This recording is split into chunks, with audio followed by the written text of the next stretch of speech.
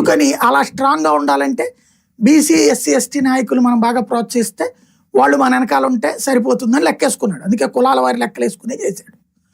మరి జగన్ అలా చేయడం వల్ల బీసీల్లో చైతన్యం వచ్చింది. వాస్తవంగా చెప్పాలని నాకు బాగా గుర్తు, కొంత ఒక 3-4 తెలుగుదేశం సంబంధించిన బీసీ నాయకులు అయితే ఇంకో కొన్ని రోజులు ఉండుంటే గనక గ్యారంటీ వైసీపీ వైపుకి వెళ్ళిపోయేవాడు ఎలక్షన్స్ టైం.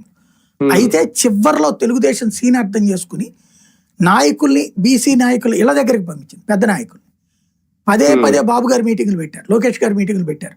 ఇప్పటిదాకా మీకు ఎట్లా జరిగిందో వదిలేసేయండి, ఈ ట్రిప్ మీకు ఫుల్గా చూసుకుంటాం, ఈ ఒక్కసారికి మా మాట వినండి అని వాళ్ళని బాగా మోటివేట్ చేయడం వల్ల జరిగింది.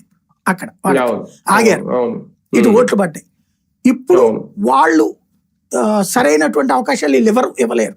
మన అసెంబ్లీ సీట్లు ఇవ్వలేకపోయారు కదా, లేదా ఇప్పుడు మంత్రి పదవులు ఏమైనా ఇవ్వగలిగారా? లేదు.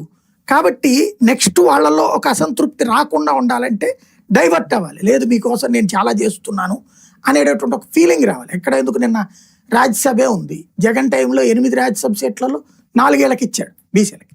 అందులో రాజ్యసభ అనేటటువంటిది బీసీలకు ఒక వరం. ఎందుకు నువ్వు ఏది కేంద్రంలో చక్రాలు తిప్పడం అనే దానికంటే వాడు కేంద్రంలో ప్రాతినిధ్యం లభించింది ఒక బీసీకి. 4 ఇచ్చుకొచ్చాడు కదా అతను. వీళ్ళు చివరికి ఏం చేశారు, ఒక్క చింతకాయల విజయతో సరిపెట్టారు వచ్చిన 4 సీట్లలో కూడా.